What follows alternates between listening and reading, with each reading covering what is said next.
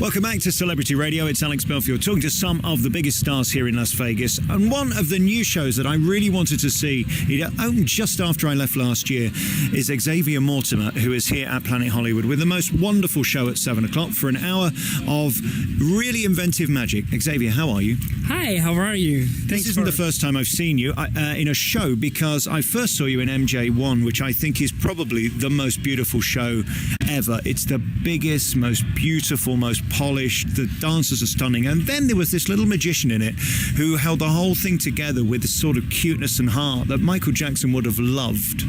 I bet you wish he could have seen it. Oh yeah, I love Michael Jackson's work, and actually the character was like a kid, you know, and we worked in this direction because it was what I think Michael Jackson would have been happy to see that.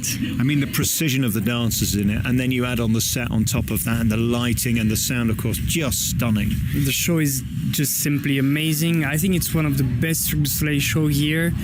It was a huge success. I did 1,200 shows with them, and then I decided to open my own show. And that was my next question. Why? Why did you decide to leave? Why was the timing right then? I was very happy with Cirque du Soleil, and to tell you the truth, I honestly didn't want to leave. I just had an opportunity that I couldn't miss. I had this producer who said, "Hey, you know what? You have many other acts. I know your work. You should open a show in Vegas." And I was like, come on, you know, I can't, you know, but as they always say, you know, everything is possible. So we worked on it, and I put together a lot of my acts that existed before, and this show happened, and now that's been a year. It has been a success because a lot of shows before closed, unfortunately, before the first year. We've been here for more than a year now, and it's still here, and I can't be more happy about that. I think I've seen nearly every sort of long-standing show on the Strip, and since I was last here, as you say, 32 shows have closed. Oh, yeah. Most of the shows that I saw last year. And you try and work out why. This is a brutal town, and it doesn't necessarily mean that bad shows close. I mean, great shows close as well. It's hugely competitive, and there you are doing a magic show in a town full of magicians, and I have to say, you have the most unique magic show. It is art magic. You make it incredibly artistic, and it's like nothing else, deliberately, I presume. Yeah, that was one of the main concept. The main idea is to bring something different in Las Vegas. It's a hit or miss because they've never seen that, and it's at the same time it's kind of European. It's this kind of artistic magic that we have and that I wanted to share with the American audience, and it works. People like it. We have a good public success with the audience, and I'm very happy of that because it could lead to something else. It could lead to some bigger dreams and develop this kind of thing that is new. It's also family friendly and international. It's very visual, like Cirque du Soleil. So that's one of the strengths of the show, I think. I think square inch wise, you do more with that stage than anywhere else because it's a very small, intimate showroom with a tiny stage. But what you do on it is phenomenal, whether it be levitation, whether it be close-up magic, whether it be mind reading, all of the elements of great magic that we love. You're working hard through that hour, aren't you? Yes, I think I've put a lot of energy in that show, and also a lot of acts like my levitation that I did on The Next Great Magician on TV and on ITV. It's a big stage illusion, you know, and I'm literally flying, and people are right underneath me, like they are 3 feet from me, you know, and we had the most difficult time to make the light works and the thing work, and I'm flying like almost above right the eyes of the audience in a small little room. The artistic stuff is what drives the show, the way that you use video, the way you use sound and light, and the craftsmanship of what I do. I mean, as close-up magicians go, you've got to be one of the best because there's some really clever stuff through this that maybe many of the audience don't even appreciate. It's tricky what you're doing, isn't it? Yeah, that's the game too. When you do something, people don't see everything, and you know what? That's the game. That's what we bring, and the more we are going to perform, the more it's going to be strong for the audience, and the more we are going to clean it up and make sure that the audience appreciate every bit of it. And plus, I'm truly, hopefully, waiting for an opportunity to grow in a bigger room with good lights and good sounds and everything, so we can really go into what we want to. Right now it's just a try, it's just like, okay, hey, here we are. No one knows me. When I came here, I was like, who is Xavier Mortimer, and still now, I've been on a few TV shows, more and more, and I'm going on TV, and people start to say, oh, this guy is doing magic. So the more we grow, the more it's like the good wine, at some point it's going to be tasteful. You're like a good wine, I'm like a mouldy cheese, really, that's the difference, isn't it?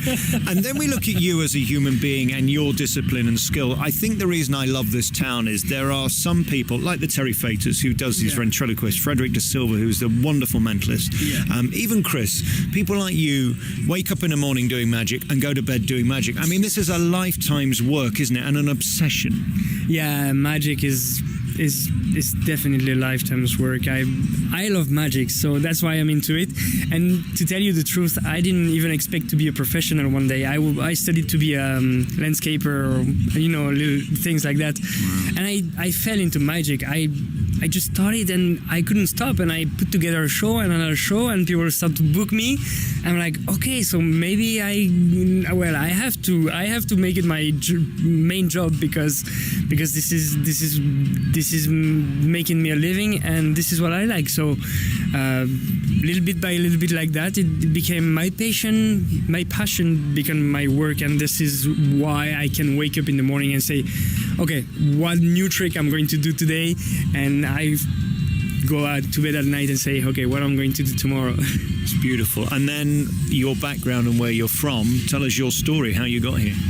Yeah, I grew up in the south of France, in a very, very little town. There was like 100 inhabitants, there was more cows than inhabitants.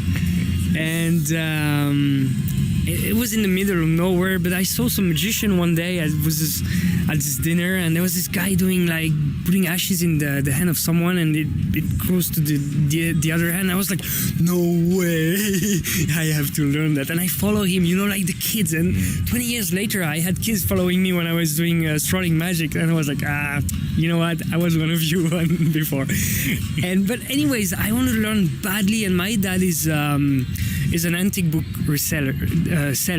So he has all these old books in his shop, and I'm like, do you happen to have something about magic? It's like, yeah, well, there's this little thing, and he gives me this thing like story of witchcraft, and I'm like, whoa, and I learned everything into the book, and I show the book to other magicians when I meet them, and they're like, oh, that's a really good book. And more I have all these books, and I love it so much. I start to put some shows together for my friends and colleagues, and in high school.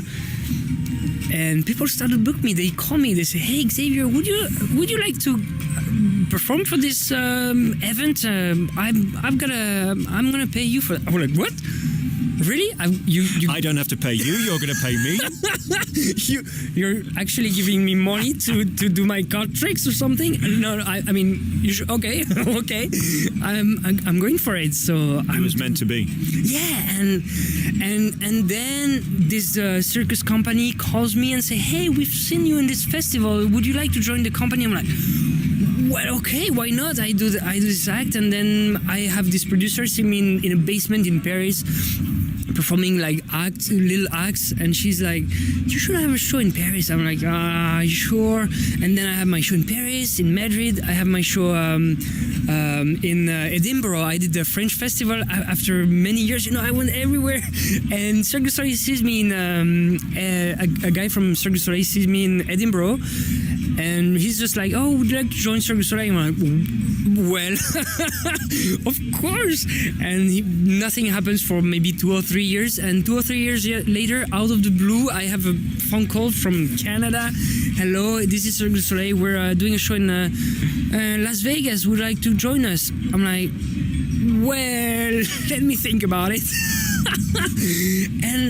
and I didn't know what to do, because it's a big deal to cross the Atlantic and say I'm leaving everything in my country. It's not like going to Spain or England. It's like going to America. You have to like fly a long time, and the other side of America too. Yes, and it's not New York. Yeah, you're right. And I have to learn how to speak English. Anyways, I go here, and after a year I'm like, that might be the best decision that I've ever made, like being part of this big giant show. I learned so much, and I met so many like people who helped me to grow with my art, and obviously I think America and England, actually America and England, are the best countries for magic. Like, the level is incredible here compared to like other things. Spain is very good too, but I mean, there's so many good magicians, like the biggest magician on earth are in America and in England. So, and you can say what you like about Cirque du Soleil, but I mean, the guys who work for them are the best at what they do, whether it's lighting, sound, whether it's props, whether it's costumes, or of course the amazing athletes who are in it, or the special acts like yourself. And you get that call, and then you arrive here, and I guess for you, you're living the dream. You're in Las Vegas. Are you happy? Do you get homesick? Sometimes, yeah. Sometimes I go back to Europe running, like, even I was in Switzerland yesterday, actually. Yes, I went for a gig in Zurich. And I was like, oh my God, I love the trees, I love the mountain, I want to go back. It's an interesting artifice, Las Vegas, isn't it? I mean, it is a place that is the greatest place on earth, but it's very strange. It is sand, effectively, isn't it? It's. I think they are. We are testing for a colony on Mars here. It's a test, They see how we can survive in the desert with no water, nothing, and all the things are coming from everywhere. And you're like, okay, there's no grass. Everything is artificial. What an amazing life and career, though. Congratulations on everything. I loved your show. It is so clever, and I think one of the most, if not the most, artistic magic show here in Las Vegas. You're doing something quite different, and your audience today certainly enjoyed it, listening to the reaction as you signed their autographs. Xavier Mortimer here at Planet Hollywood in Las Vegas, 7 p.m. nightly. Thank you so much for your time. Thank you so much for having me.